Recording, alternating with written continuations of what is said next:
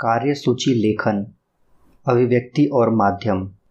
कार्यसूची लेखन की विस्तार से जानकारी आप इस वीडियो में प्राप्त करेंगे, इसलिए इस वीडियो से आप अंत तक जुड़े रहिए। किसी कार्य को करने से पूर्व उसे सूचीबद्ध करना, उसकी रूपरेखा को तैयार करना कार्यसूची कहलाता है। कार्यसूची बैठक के आरंभ होने से पूर्व तथा समापन के उपरांत दोनों परिस्थितियों में तैयार किया जाता है। इस बैठक में क्या निर्णय लेना है, किन विषयों पर बातचीत करनी है, यह विस्तार रूप से इसमें योजना की जाती है। साथ ही समापन हुए बैठक में क्या निर्णय लिया गया, किन विषयों का सुझाव आया, कितनी सहमति बनी, अगली बैठक कब रखनी है, पिछली बैठक में जो निर्णय लिए गए क्या उसे पूरा किया गया अथवा नहीं, उसमें कितने सुधार की आवश्यकता है, आदि विषयों को इसमें समाहित किया जाता है। कार्यसूची लेखन का नमूना इस प्रकार हो सकता है। प्रश्न: 20 मई 2016 को विद्यालय में वार्षिक उत्सव के संदर्भ में एक बैठक होनी निश्चित हुई है। इस पर आप कार्यसूची बनाइए। तो आप कुछ इस प्रकार से कार्यसूची को तैयार करेंगे। राजकीय विद्यालय बालिका विद्यालय संस्कृति समिति की बैठक, दिनांक लिखना है, बैठक लिखना है, समय और स्थल, और कार्यसूची में जो है किन विषयों पर विचार किया जाएगा उसे लिखना है। जैसे पिछली 5 वर्ष की बैठक में कार्यवृत्त की संपुष्टि करनी है, पिछली बैठक में क्या निर्णय लिए गए उसका अनुपालन की समीक्षा करनी है, वार्षिक उत्सव में होने वाले सांस्कृतिक कार्यक्रम पर चर्चा करना है, मुख्य अतिथि विशिष्ट अतिथि किन्हें निमंत्रण देना है वह होगा, उस पर चर्चा, विद्यालय प्रबंधन समिति के क्या सुझाव हैं उनके सुझाव लेने हैं, वार्षिकोत्सव पर होने वाले समय और व्यय उस पर चर्चा करना है, प्रधानाचार्य की अनुमति से किसी भी अन्य विषय पर चर्चा किया जा सकता है, जलपान भोजन के आयोजन पर चर्चा और धन्यवाद ज्ञापन। इस प्रकार से पूरे कार्यसूची का एजेंडा तैयार होगा। इसे अंग्रेजी में एजेंडा भी कहा जाता है और इस संस्कृति समिति के अध्यक्ष की हस्ताक्षर किए जाने हैं। दूसरा भी आप कार्यसूची इसी प्रकार तैयार करेंगे। एक और उदाहरण देखते हैं। जैसे प्रश्न में पूछा जाता है, विद्यालय की संस्कृति समिति की 26 मई को 2016 को संपन्न हुई थी बैठक, उस पर किन विषयों पर निर्णय हुए उसे तैयार कीजिए कार्यवृत्त को। यानी कि जो पिछली बैठक हुई है उसमें क्या निर्णय लिया गया है, क्या सुझाव बने, उस बैठक के समापन के बाद जो कार्यसूची तैयार करनी है वो किस प्रकार से करनी है वो ये है। विद्यालय नई सीमापुरी दिल्ली की सांस्कृतिक समिति बैठक, 26 मई 2016 को छठी बैठक संपन्न हुई सांस्कृतिक समिति की इस अध्यक्ष बैठक में अध्यक्षा, उप प्रधानाचार्य श्रीमती, जो भी आपका नाम आएगा वो लिखेंगे। बैठक में भाग लेने वाले सदस्यों की सूची इस प्रकार है।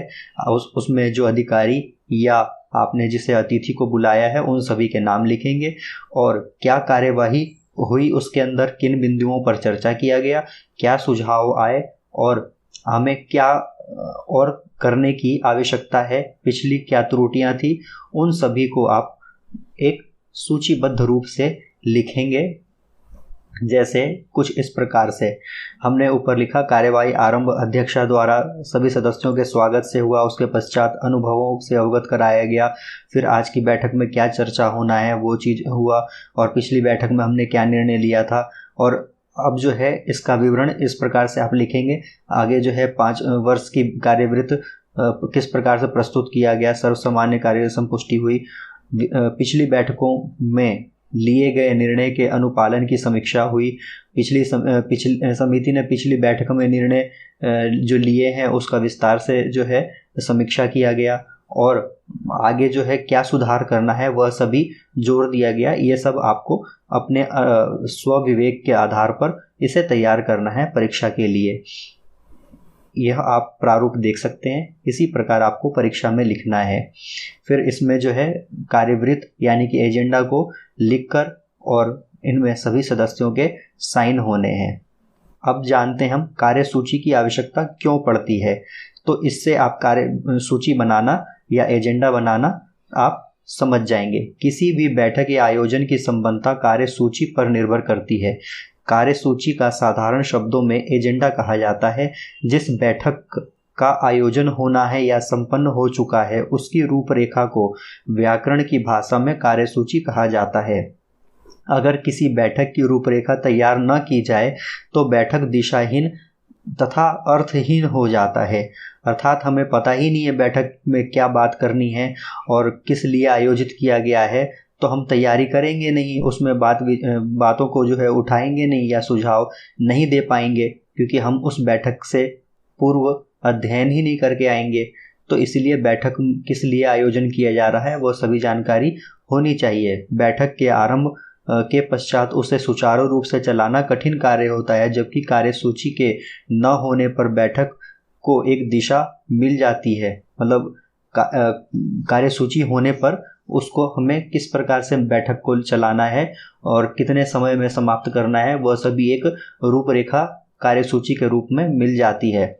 कार्यसूची में पहले ही सभी विषयों, अतिथि, अध्यक्ष आदि को चरणबद्ध रूप से योजना किया जाता है। किन विषयों पर चर्चा करनी है, किन समस्याओं को सामने रखना है, इन सभी को विस्तृत रूप से विचार विमर्श किया जाता है। यह सभी कार्यसूची के आधार पर ही संपन्न हो पाता है।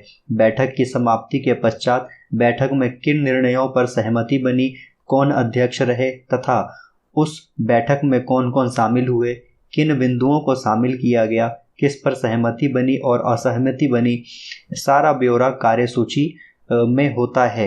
अगली बैठक हमें कब रखनी है यह भी लिखा जाता है। इसलिए किसी भी बैठक के सफल आयोजन के लिए कार्यसूची का होना बेहद आवश्यक होता है। आप इस वेबसाइट को पढ़ सकते हैं और अपने विषय से संबंधित नोट यहाँ पे प्राप्त कर सकते हैं। जैसा कि आप देख रहे हैं यहाँ पे आपके विषय से संबंधित ढेर सारे लेख उपलब्ध हैं। धन्यवाद।